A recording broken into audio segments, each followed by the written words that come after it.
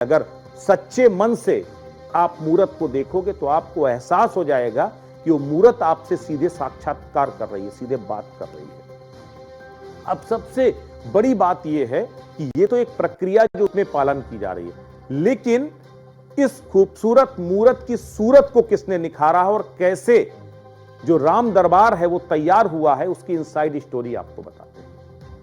अयोध्या में राम दरबार के लिए मूर्तियां कहां बनी और कौन है वो शिल्पकार जिसने इन मूर्तियों को तराशा है, तैयार किया है, आपको यह जानना बेहद जरूरी है। और सबसे दिलचस्प बात आपको बताता हूं कि आप जानते हो कि राम दरबार की मूर्तियां उस शिल्पकार ने तैयार की हैं जिसकी बनाई गई रामलला की मूर्ति को प्राण प्रतिष्ठा के वक्त सिलेक्ट ही नहीं किया गया था, जबकि 7 महीने तक इस शिल्पकार ने सफेद संगमरमर से रामलला की मूर्ति को तराशा था, उस संगमरमर से जिसको उसने 60 साल से उसके परिवार ने सहेज करके रखा था। लेकिन अब वही शिल्पकार राम दरबार की सभी मूर्तियां तैयार कर रहे हैं। नाम है उनका सत्यनारायण पांडे। रामलला की प्राण प्रतिष्ठा के लिए आपको मैं 2024 का जिक्र कर रहा हूं, जब उस वक्त रामलला की प्राण प्रतिष्ठा हुई तो उसमें 3 मूर्तियां तैयार कराई गई थी। 3 अलग अलग मूर्तिकारों ने उन मूर्तियों को तैयार किया था। उसमें से एक थे दक्षिण से गणेश भट्ट और अरुण योगीराज, और जयपुर से थे सत्यनारायण पांडे। सत्यनारायण पांडे द्वारा जो बनाई गई प्रतिमा सफेद संगमरमर की थी, जबकि दोनों शिल्पकारों द्वारा, मूर्तिकार जो थे उनके द्वारा काले पत्थर की मूर्ति बनाई गई थी। प्राण प्रतिष्ठा में अरुण योगीराज की मूर्ति की प्राण प्रतिष्ठा की गई, उन्हें स्थापित किया गया, यानी 3 में से एक सिलेक्ट हुई। उसमें सत्यनारायण पांडे की मूर्ति सिलेक्ट नहीं हुई थी, उसको आज भी कार्यशाला में रखा गया है। लेकिन ये वही सत्यनारायण पांडे को अब जाकर के यहां राम दरबार बनाने का मौका मिला है। जरा सुनिए क्या कहते हैं सत्यनारायण पांडे।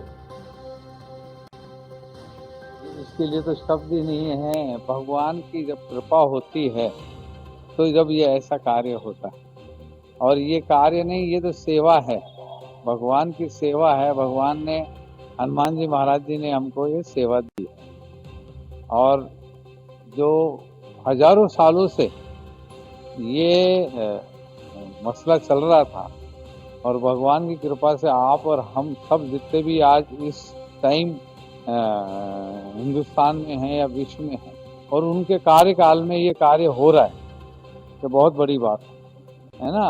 और ये शुभ दिन आज से चालू हो गया है, और मूर्ति बनाने में हमको 7 महीने लगे। तो क्या है, ये तो मैं शुरू से यही सोचता था, जब जो बाबरी मस्जिद ढांचा जो बोलते हैं उसको, तो वो टूटा था, तो सब पूरे इंडिया में कर्फ्यू लग गया था, और हम छत पे बैठ के यही सोचते थे, हे भगवान हमें सेवा का मौका दे। तो ये है सत्यनारायण पांडे जो कह रहे हैं कि शायद हमने कुछ अच्छे कर्म किए होंगे कि हमें साक्षात ईश्वर की जो है मूर्ति बनाने का मौका मिला, उसे अपने आप में उनकी मूर्त को बनाने का मौका मिला। दरअसल इसके पीछे बड़ी दिलचस्प कहानी है। सत्यनारायण पांडे जब ये मूर्ति बनाने की 7 महीने पहले शुरुआत कर रहे थे तो एक राम मंदिर में गए। उस राम मंदिर में जा करके जब वो परिक्रमा कर रहे थे तब उनको उससे प्रेरणा मिली, और उसके बाद जब जब वो मूर्ति के निर्माण के लिए जुटते हैं तो उससे पहले वो एक बार राम नाम का जाप जरूर करते थे और उसके बाद मूर्ति बनाते थे। वो कहते थे मूर्ति तो हम पैसा बनाने के लिए, बेचने के लिए करते, लेकिन हमने राम दरबार की मूर्ति पैसे के लिए नहीं किया, बल्कि ये हमें वो सुअवसर मिला है, हम अपने आप को धन्य मानते हैं। तो अब जयपुर के इन्हीं प्रसिद्ध मूर्तिकार सत्यनारायण पांडे अब राम मंदिर के लिए राम दरबार की मूर्तियां तैयार कर चुके हैं।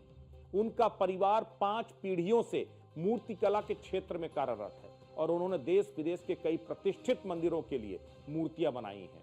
उन्होंने इस्कॉन मंदिर, स्वामी नारायण मंदिर और अक्षय पात्र मंदिर की मूर्तियां भी इन पांडे परिवार की तरफ से तैयार की गई थी।